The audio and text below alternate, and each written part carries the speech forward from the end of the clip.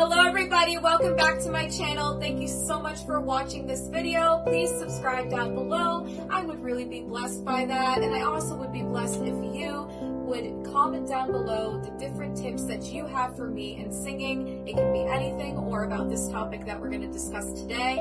I would really appreciate it. And anyway, I hope everybody is having a great day, because every day is a good day. Woo! Yes, let's woo. So anyway, let's get into this topic because I don't want to keep you guys too long. Maybe. I have fun talking with you guys. Anyway, so today's topic is going to be on knowing your audience. So knowing your audience is very important.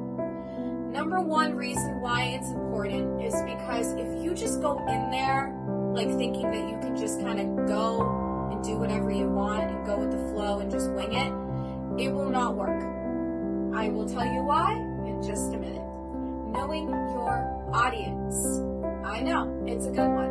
I'm pretty excited about this one. This topic is something that I actually just recently, a few months ago, started thinking about and just really had to start putting into practice because I'm singing at very different locations all the time. Either a senior center, which is usually more independent, or I am singing at a dementia Alzheimer's unit, or I am singing outreach out on the streets, or I am doing a concert somewhere. So you see, I have many dynamics that I'm actually doing, and I can't necessarily know every single audience right away, but what I can do is share some of the tips that I have done that has actually helped me be able to know the audience better, so that when I'm actually singing, I'm not struggling to like figure out how to kind of keep the flow of the music going. Remember, go and flow. Very important. But anyway, so let's get started into this fun topic, and I hope that you guys will stay tuned and watch this video. Please comment down below any tips that you have for me. I would really appreciate it. I always do.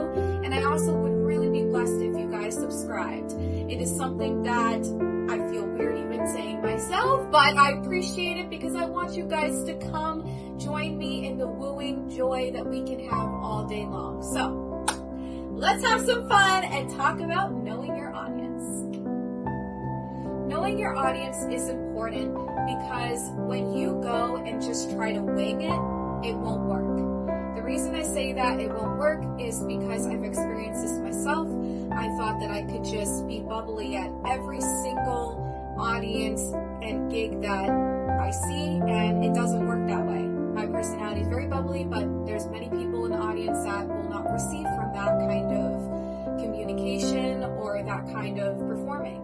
So sometimes I actually have to, depending on the audience and depending on the amount of people that are quiet, I will have to actually change the way I'm thinking about the show. So like the other day, I had to be more of a storyteller. I had to talk more to keep the audience engaged because they were actually very quiet. But then they actually were very energized into the songs with moving their arms, and they really liked the exercise. But they were very verbally quiet. So I realized that, you know what, I just have to be a little bit more verbal myself for them. And it all worked out because I realized that this particular audience is going to like more of a storyteller, not so much a person that's coming in to be extremely bubbly and get them to laugh. Now, I'm not a comedian. I just really am bubbly and want to hug you and love on you, so that's my type of personality. But like I said, if the audience is quiet, they're not really going to receive that kind of communication on stage.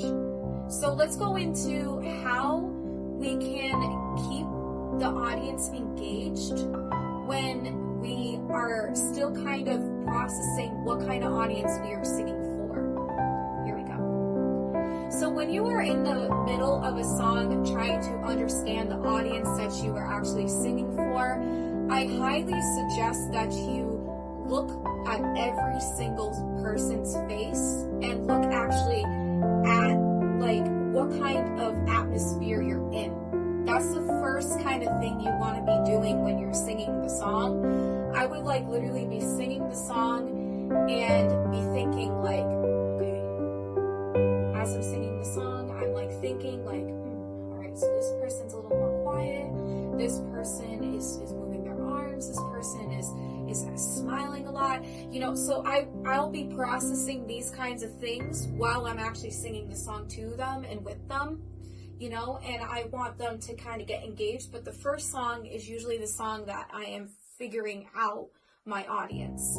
I can get there and kind of already initially like know when I get to the gig like what kind of place it's going to be like, but you have to kind of examine the room as you're singing the song, and then after, you know, the first like song, you're like, okay, I know what kind of crowd we got today. So that's the first tip I would really try to think about, is immediately picture the audience in your mind and then go from there and actually just get the audience to respond with you. And we're going to go into that in just a minute, what I mean by that. So what you can do when you are actually getting a quiet audience to move and sing with you and actually participate in the song is you can say things like this. If you're starting to notice they're just not gonna be like bubbly with you, you can say, all right, everybody, we're gonna close our eyes this time and we're gonna feel this song. You know, if it's a slow song, that will work. Say it's an upbeat song and you're really trying to get them to get into it.